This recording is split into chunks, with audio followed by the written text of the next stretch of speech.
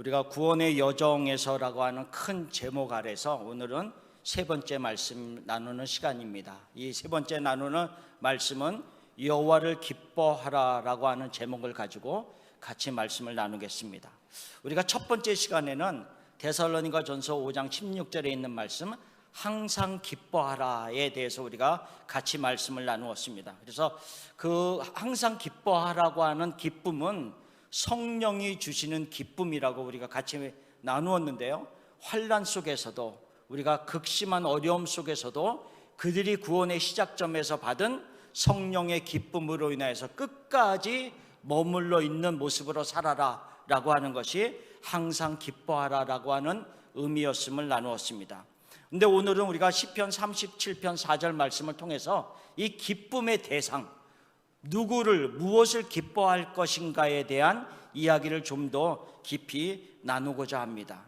우리가 금방 같이 읽었듯이 시편 37편 4절 말씀, 또 여호와를 기뻐하라 그가 내 마음의 소원을 너에게 이루어 주시리로다 라는 말씀을 우리는 많이 알고 있습니다. 근데 많은 성도님들이 이 말씀을 들을 때요, 이 말씀을 참 좋아합니다. 근데 좋아하는 이유가 다 다르겠지만 대부분 보면 뒤에 구절이 참 마음에 닿아옵니다. 내 마음의 소원을 이루어 주시리로다. 요 말씀이 딱 마음에 닿아서 이 말씀을 아주 많은 분들이 좋아합니다. 근데 그 앞에 것을 많이 잊어버리고 그냥 뒷구절만 생각하는 경우가 참 많이 있습니다. 그래서 잠깐 이 말씀을 시작하기 전에 한 가지 말씀을 언급하고 시작합니다. 이스라엘 백성들이 광야에서 지나갈 때 그들이 이제 하루 이틀 한 달 두 달 지나가면서 점점 그 광야를 지나가는 것이 너무 힘들어서 불평하기 시작했습니다. 불평하는 것 중에 한 가지가 뭐였냐면 우리에게 먹을 고기가 없다, 먹을 채소들이 없다라고 하는 것 때문에 원망하기 시작했습니다. 그래서 민수기 11장에 보면 그 원망이 너무 심해져서 하나님을 멸시했다라고 얘기하고 있습니다. 하나님을 멸시하면서 우리가 어찌하여 애굽에서 나왔는고 이렇게 한탄하기 시작했습니다. 그래서 하나님께서 그들에게 응답을 주십니다. 내가 너희에게 먹을 고기를 주겠다. 그것도 하루 이틀이 아니라 한 달 동안 너희가 그 냄새가 나도록 질리도록 내가 주겠다. 이렇게 하나님이 응답하십니다. 그리고 나서 그들에게 진짜 메추라기를 주시기 시작합니다. 그런데요, 이 내용을 시편 106편에는 이렇게 기록하고 있습니다. 뭐라고 말씀하고 있냐면 106편 14절에 광야에서 욕심을 크게 내며 사막에서 하나님을 시험하였도다. 그러므로 여호와께서 그들의 요구한 것을 그들에게 주셨을지라도 그들의 영혼은 쇠약하게 하셨도다. 중요한 것은 뭐냐면 그들이 요구한 것을 하나님이 주셨습니다. 그런데 그들의 영혼은 풍성함으로 나간 것이 아니라 오히려 쇠약해지는, 나약해지는, 하나님에게서 떠나지는 그런 모습이었다라고 말씀하고 있습니다. 이 시편 106편 말씀을 통해서 우리에게 주시는 귀한 중요한 메시지가 있습니다. 그것은 우리의 마음의 소원이 이루어지는 것도 중요하지만 그 전에 우리가 생각할 것이 있다라고 하는 것을 말씀하고 있는 겁니다. 그것이 오늘 읽은 시편 37편 4절 말씀에서 여호와를 기뻐하라라고 하는 내용입니다. 여호와를 기뻐하는 모습으로 살아가는 자들이 가진 그 마음의 소원이 이루어졌을 때에는 그들의 영혼이 쇠약해지지 아니하기 때문에 그렇습니다.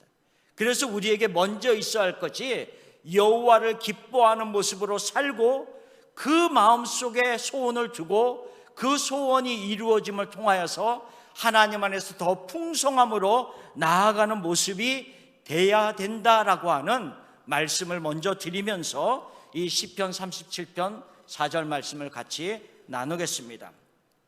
이 말씀을 나누면서 여호와를 기뻐하라라고 하는 의미가 무엇인지를 보겠습니다.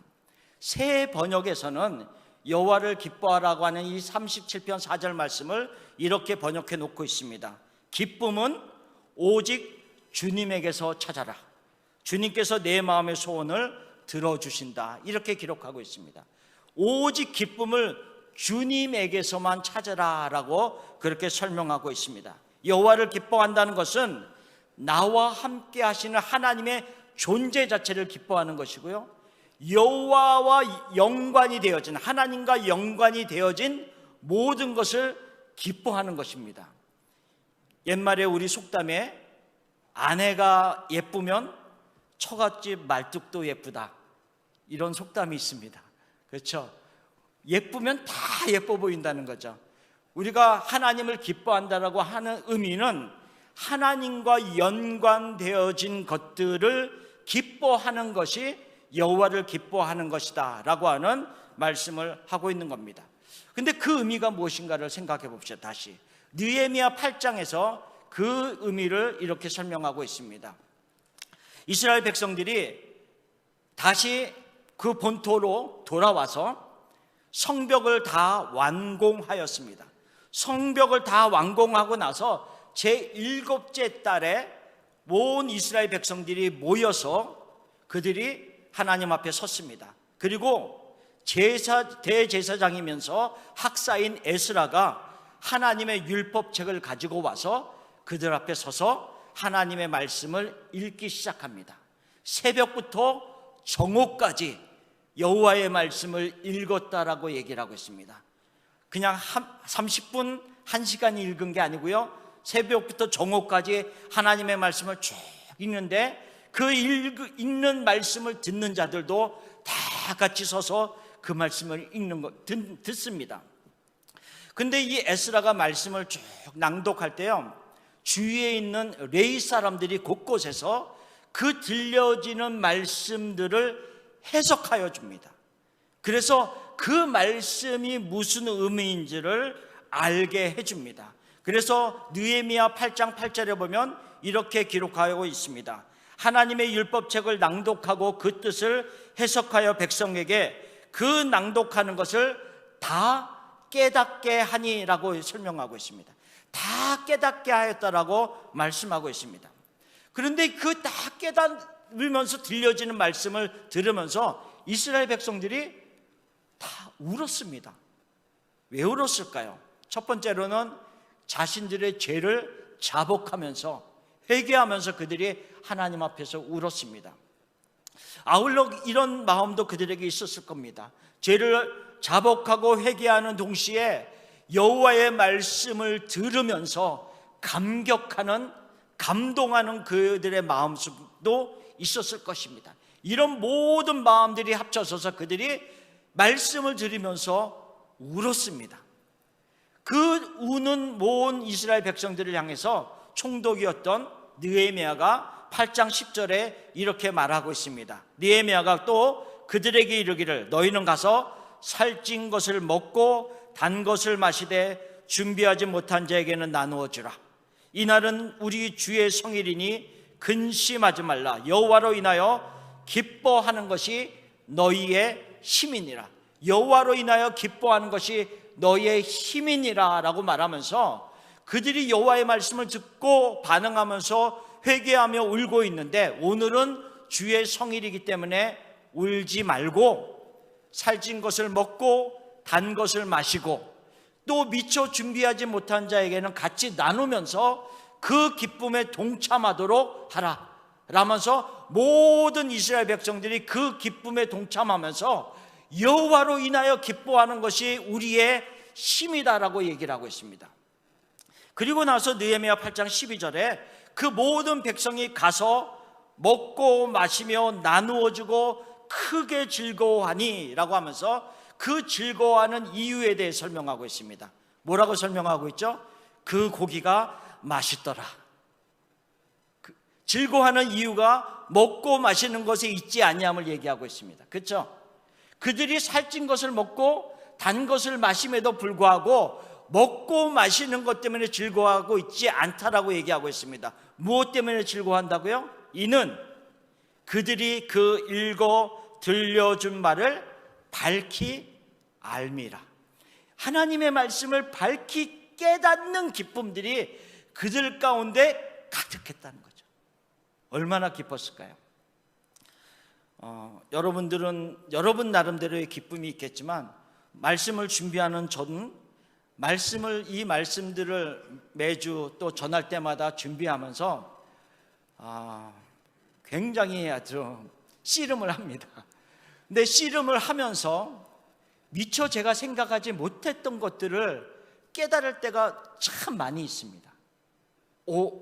내가 이 말씀을 처음에 시작할 때는 이 내용을 생각하지 않았는데 이런 말씀들이 이 안에 있네 라고 하면서 깨닫는 내용들이 참 많이 있습니다. 어떤 내용들은요, 전한 지 몇 주가 지났어도 돌아보면 어떻게 그 안에서 그 내용들을 내가 생각해낼 수 있었을까? 물론 하나님이 하셨죠. 생각할 때마다 그 깨달은 내용들을 생각할 때마다 얼마나 혼자 기뻐하는지 모릅니다. 그런 모습들로 여러분들은 모르겠지만 저는 그렇습니다. 그래서 여러분들도 하나님의 말씀을 들으면서 깨달으면서 지난주에도 어떤 분이 그러시더라고요. 목사님, 저는 요즘에 너무 기뻐요. 주일 말씀, 수요일 말씀, 새벽 기도의 말씀, 모든 말씀들이 너무 좋아서 너무 기뻐요 라고 하는 그런 고백을 들으면서 이 말씀을 준비하면서 같은 마음으로 생각해 봤습니다. 맞습니다.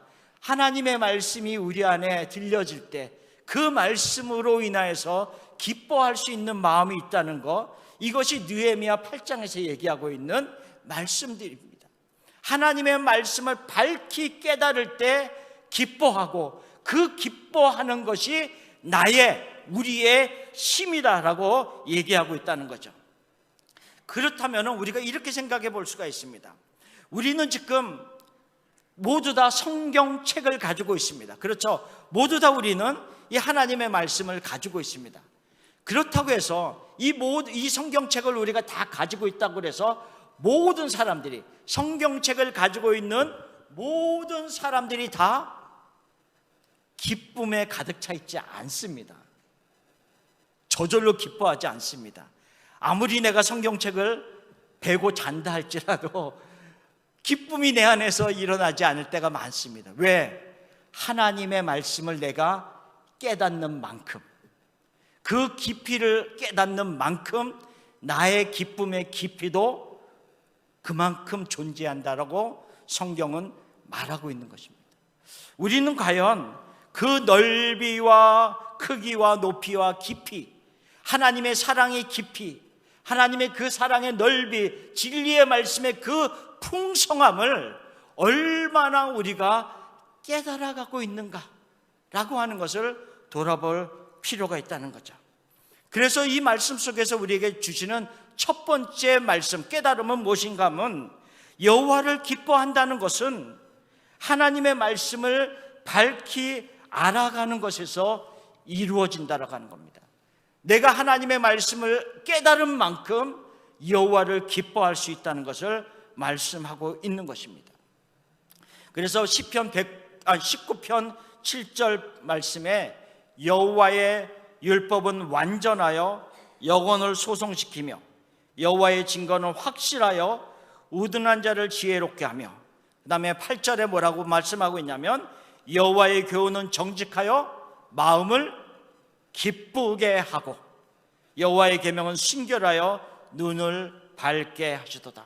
하나님의 말씀이 우리의 영혼을 소성시키고 우둔한 자로 지혜롭게 하면서 우리의 마음을 기쁘게 한다라고 얘기하고 있습니다.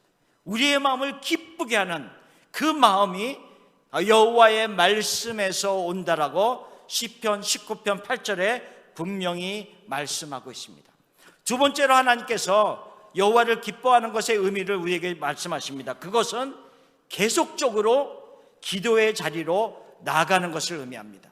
여호와를 기뻐하는 것은 계속적으로, 지속적으로, 꾸준히 기도의 자리로 나아가는 것을 의미합니다. 자, 사무엘상 1장 말씀에서 한나와 브닛나의 이야기를 잠깐 나누겠습니다. 우리가 너무나도 잘 알고 있는 한나의 이야기입니다. 한나가 아이를 갖지 못함으로 인해서 마음이 많이 아팠습니다.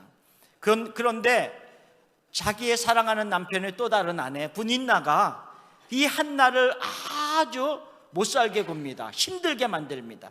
그래서 한나의 마음이 너무 괴로웠고 격분되었다라고 그렇게 사무엘상 1장에는 말씀을 하고 있습니다. 그리고 나서 사무엘상 1장에서는 한나가 여호와의 성막이 있는 실로에 올라가서 그곳에서 기도하는 내용으로 시작이 되고 있습니다. 그래서 사무엘상 1장 10절에 뭐라고 말씀하고 있냐면 한나가 마음이 괴로워서 여호와께 기도하고 통곡하며 이렇게 시작을 하고 있습니다. 한나의 마음이 뭐라고요? 괴로워서. 그의 기도의 시작은 문제가 있었고 마음이 괴롭고 그렇기 때문에 하나님 앞에 나와서 통곡하면서 기도하는 그런 시작점의 모습을 보여주고 있습니다. 그런데 우리가 알다시피 그 한나의 기도를 하나님이 응답하여 주셨습니다. 그래서 1장 20절에는 뭐라고 말씀하고 있냐면 하나님께서 그에게 아들을 주셔서 낳았다라고 얘기하고 있습니다. 때가 이름에 아들을 낳아 사무엘이라 이름하였으니 이는 내가 여호와께 그를 구하였다 함이라, 이렇게 말씀하고 있습니다. 한나의 마음이 얼마나 기뻤을까요? 한번 우리가 상상을 해봅시다. 아들을 낳지 못하는 것으로 인하여서 지금과 또 다른 옛날 시대에서는 더 심한 고통이지 않았겠습니까?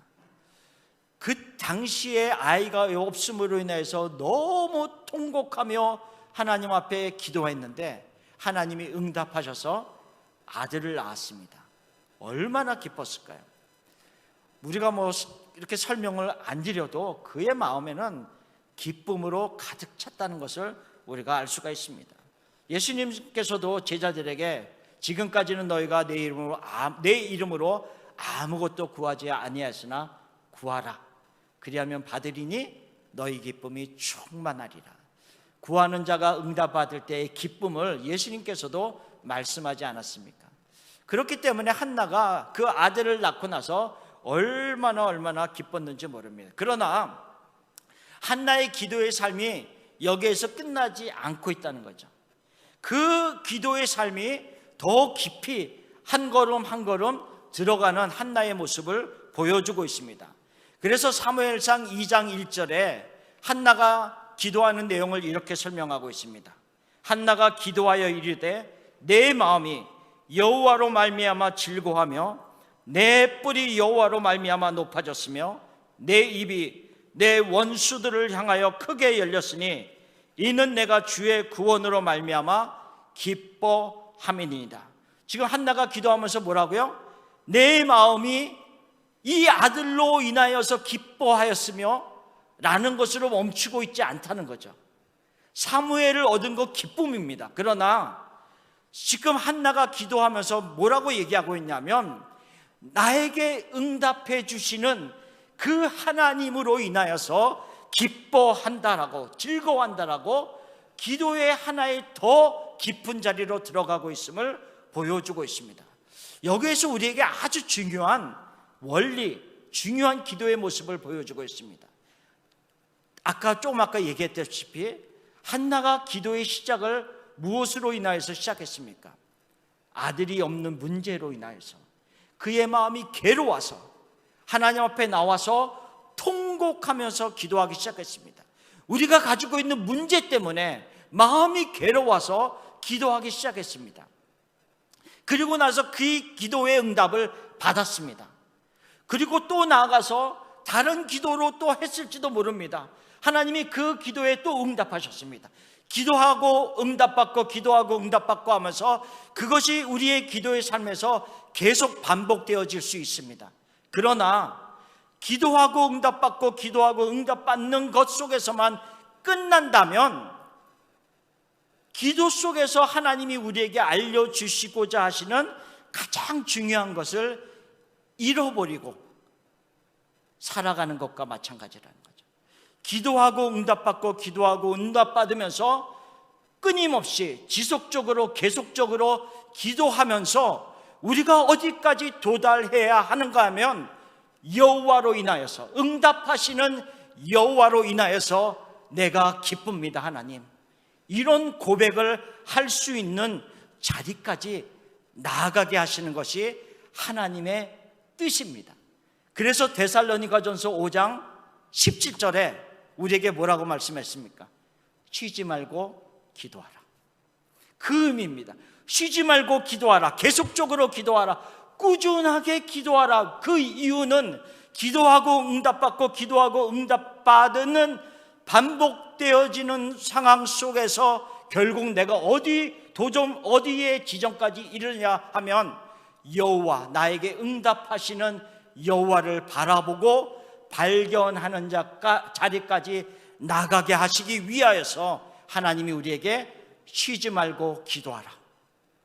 이것이 너희를 향한 하나님의 뜻이니라 라고 하는 말씀의 의미다 라고 하는 것을 이야기하고 있습니다. 우리의 기도의 목표와 기도의 방향성을 잃어버린다면 마치 이와 같습니다. 우리가 운전을 하고 다니는데, 운전하고 다니면서 시간이 돼서 멈춰서서 맛있는 음식도 먹습니다. 어느 곳에 들려서 아이스크림도 사 먹습니다. 열심히 운전하고 다니면서 어느 곳에 멈춰서 음식도 먹고 맛있는 것도 먹고 하지만 내가 어느 방향으로 가야 될지를 모르고 다닌다라고 하면 아무리 맛있는 음식을 먹고 맛있는 아이스크림을 내가 먹고 하면서 지낸다 할지라도 삥삥삥 돌아가는 모습과 마찬가지라는 거죠. 마치 내가 기도하는 삶을 살면서 기도하고 응답받고 기도하고 응답받고 하면서 그 모습에서만 멈춘다고 한다면 마치 기도의 생활이 삥삥삥 돌면서 마치는 것과 같은, 기도의 목표와 기도의 방향성을 잃어버리고 기도하는 자와 같은 모습으로 살아갈 수 있다는 거죠. 우리는 지금 기도하면서 몇십 년을 기도해 오면서 그 기도 속에서 나에게 응답하시는 하나님을 발견하셨습니까? 그리고 그 하나님 때문에 하나님 너무 기뻐요 라고 하는 고백을 우리는 하고 살아가고 있느냐라는 것을 우리가 점검해 보아야 한다는 것입니다. 사람들이 무엇을 기뻐하면서 살아가느냐는 그 사람들의 인격과 그 사람의 마음의 상태와 영적인 상태를 알 수가 있습니다. 대부분 이 세상을 살아가는 사람들은 자기가 가지고 있는 만족감과 기쁨들이 있는데 상대적일 때가 참 많이 있습니다. 내가 100을 가지고 있는데 저 사람이 90과 80을 가지고 있으면 내가 조금 더 만족감을 누리고 조금 더 우월감을 가질 때가 있습니다. 그런데 제가 100을 가지고 있는데, 똑같은 100을 가지고 있어도 150을 가지고 있고 200을 가지고 있는 사람 앞에 가면 주눅이 듭니다. 그리고 상대적인 우울 감정을 가질 때가 있습니다. 상대적 박탈감을 가질 때가 있습니다. 상대적일 때가 참 많이 있다는 거죠. 어렸을 때 제 아들이 저와 함께 이런 조그만 자동차를 가지고 집 앞에서 열심히 들여서 놀고 있었습니다.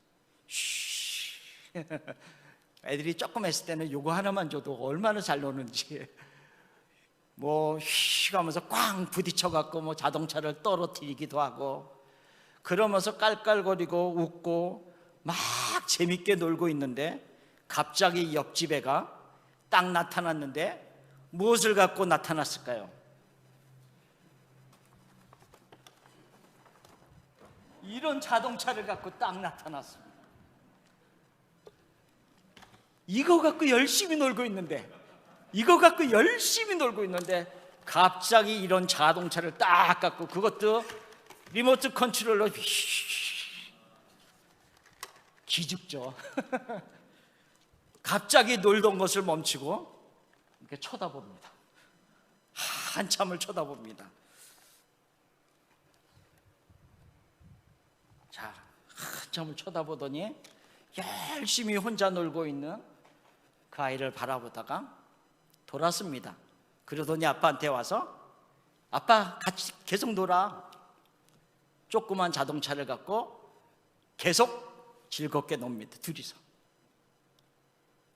이 아무리 큰 거를 가지고 와도 처음에는 눈이 가죠. 크고 멋있고 너무 혼자 막 다니고, 와, 처음에는 마음이 빼앗기는 것과 같이 볼 수 있습니다.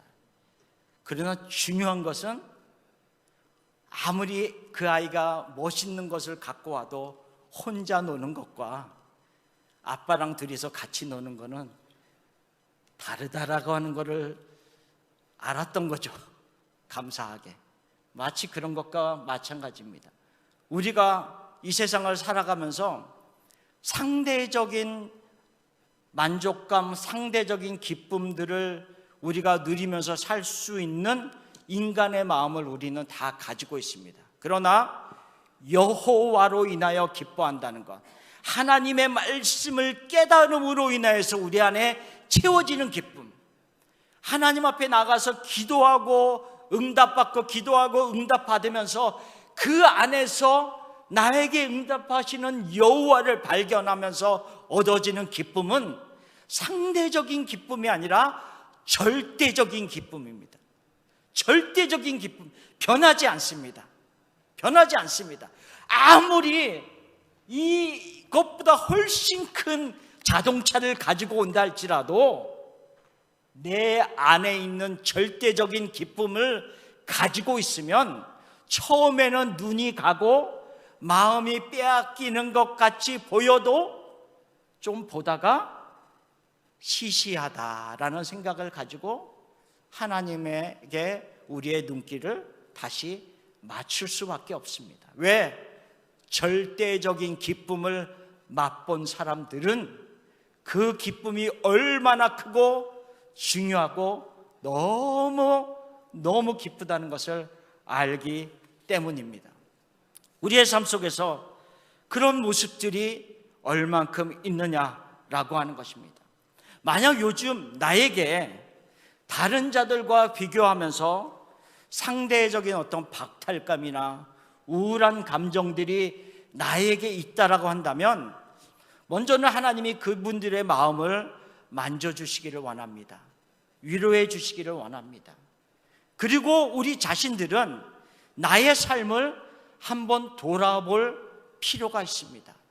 혹시 나는 지금 하나님의 말씀을 밝히 알아가는 기쁨들을 잊어버리고 살고 있지는 않는지, 내가 하나님 앞에 나와 기도하는 자리 속에서 기도하고 응답받고 기도하고 응답받으면서 그 속에서 발견되어지는 여호와 하나님을 나는 발견하지 못하면서 살아가고 있지 않는지, 절대적인 기쁨이 우리 가운데서 희미해질 때 우리는 상대적으로 기뻐하고 우울하고 할 수밖에 없는 인간들의 모습이기 때문에 그렇습니다. 여기 한 사람을 소개하겠습니다. 파니 크로스비라고 하는 분입니다. 1820년도에 태어난 크로스비라고 하는 사람인데요, 너무나도 많은 찬송가 작사를 하신 분입니다. 우리가 부르는 찬송가에도 23곡이라고 하는 찬송가가 수록되어 있습니다. 한번 보세요. 너희 죄 흉악하나, 우리가 얼마나 잘 알고 있는 말씀입니까? 아니, 찬송입니까? 인애하신 구세주여, 특별히 또 예수를 나의 구주 삼고 성령과 피로 거듭나니, 이런 아주 너무나도 우리가 많이 부르는 찬양, 기도하는 이 시간, 기도하는 이 시간, 이런 찬송들, 나의 생명 되신 주, 나의 갈 길 다가도록, 너무나도 좋아하는 찬송. 오 놀라운 구세주 예수 내 주, 나의 영원하신 기업, 십자가로 가까이, 십자가 무한 영광일세, 이런 너무나도 좋은 찬송가를 너무 많이 작사하신, 그의 생애에 이런 작사한 찬송가가 9,000곡이 넘습니다. 너무너무, 도대체 이분은 어떤 삶을 살았길래 이런 주옥 같은 찬송가 작사를 쓸 수 있었을까, 이런 생각을 가져봅니다. 도대체 얼마나 좋은 삶을 살았길래. 그런데 이분이요 1820년에 뉴욕에서 태어났는데요, 태어난 지 약 6주 만에 의사의 실수로 시력을 잃어버렸습니다. 평생 맹인으로 살았습니다. 6주 만에 시력을 잃어버렸어요. 그래서 95세까지 살으셨는데 평생을 맹인으로 그가 살았습니다. 그를 너무 사랑하는 아버지가 있었는데 아버지가 1살 때 돌아가셨습니다. 그 집이 너무 가난해서요, 할머니에게 이 아이를 맡기고 엄마는 가정주부 일이며 다른 곳에 가서 닥치는 대로 일을 했습니다. 이 할머니가 늘 이 파니 크로스비를 무릎에 앉혀놓고 기도해주고 성경 말씀을 읽어주고 늘 그렇게 했습니다. 근데 이 할머니도 11살 되었을 때, 크로스비가 11살 되었을 때 세상을 떠납니다. 너무 힘든 삶을 그가 살았습니다. 그럼에도 불구하고요, 그가 평생을 이 주옥 같은 찬송을 쓰면서 살았다는 거죠. 후에 그가 나이 많았을 때 한 기자분이 그에게 이렇게 질문했습니다. 당신의 눈을 이렇게 멀게 한 의사를 어떻게 용서할 수 있었습니까? 그를 생각하면 미워하는 마음이 생기지 않습니까? 그리고 또 어떻게 당신은 안 보이는 삶을 살고 있음에도 불구하고 이렇게 행복한 모습으로 살고 있습니까? 이렇게 질문했어요. 근데 크로스비가 이렇게 대답합니다. 할머니는 저를 늘 무릎에 앉혀놓고 이런 말씀을 들려줬습니다. 하나님은 너에게 가장 좋은 것을 주신단다. 그런 말씀을 해주셨습니다. 그리고 그 할머니가 나에게 들려준 그 말씀이 맞았습니다. 하나님은 나에게 가장 좋은 것을 주셨습니다. 그러면서 기자에게 이렇게 질문합니다. 만일 당신이 나보다 더 행복한 사람을 찾으면 나에게 알려주세요. 이렇게 얘기합니다. 그러면서 크로스비가 다른 곳에서 이 말을 또 했습니다. 뭐라고 얘기했냐면, 나는 평생 이 세상의 것을 한 번도 보지 못하면서 살았지만 내가 죽어서 주님을 처음 만나는 그 순간 내 눈을 떠서 처음 보는 분이 예수님이라는 것이 나는 얼마나 기쁜지 모릅니다. 그렇게 고백했습니다. 도대체 이 크로스비는 무엇 때문에 이렇게 기쁜 삶을 살았을까요? 우리가 생각하면, 그냥 일반적으로 생각하면 나는 눈을 떠서 볼 수 있고 그는 볼 수 없기 때문에 우리가 쉽게 떠오르는 마음은 연민의 마음, 동정심입니다. 참 안 됐다, 이런 마음이 우리에게는 먼저 떠오릅니다. 크로스비는 never, 어느 목사님이 그렇게 그에게 얘기를 한 적이 있었습니다. 왜 하나님께서는 그렇게 좋은 재능을 당신에게 주셨는데 볼 수 있는 선물은 안 주셨는지 너무 안타깝습니다라고 어느 목사님이 그렇게 얘기한 적이 있었습니다. 크로스비가 그 말을 듣자마자 아닙니다 목사님, 하나님은 저에게 가장 좋은 것을 주셨습니다, 이렇게 얘기할 정도였습니다. 절대적인 여호와로 인하여서 오는 기쁨을 그분은 가지고 있었기 때문에 상대적인 어떤 것이 있고 없고에 따라서 그 기쁨이 사라지거나 있거나 하지 않았다라고 하는 것입니다. 여호와로 인하여 기뻐하라, 오늘 시편 37편 4절에서 우리에게 말씀하십니다. 이 기쁨에 대한 이야기는 너무너무 풍성하고 나눌 말씀이 많습니다. 그러나 오늘 우리가 들려진 이 말씀 두 가지를 생각해 봅시다. 여호와를 기뻐하는 것은 내가 하나님의 말씀을 밝히 알아가는 것에서 나온다라고 하는 것. 두 번째로는 여호와를 기뻐하는 것은 내 기도의 자리에서 기도하고 응답받고 기도하고 응답받고 하면서 그 속에서 여호와를 발견할 때, 응답하시는 여호와를 발견할 때 여호와를 기뻐할 수 있다는 것을 꼭 기억하십시오. 그래서 우리가 말씀의 자리로 나아가고 기도의 자리로 나아갈 때마다 여호와 하나님께서 주시는 이 기쁨을 놓치지 아니하는, 풍성하게 누리면서 살아갈 수 있는 여러분들이 되시기를 간절히 예수님의 이름으로 축원합니다.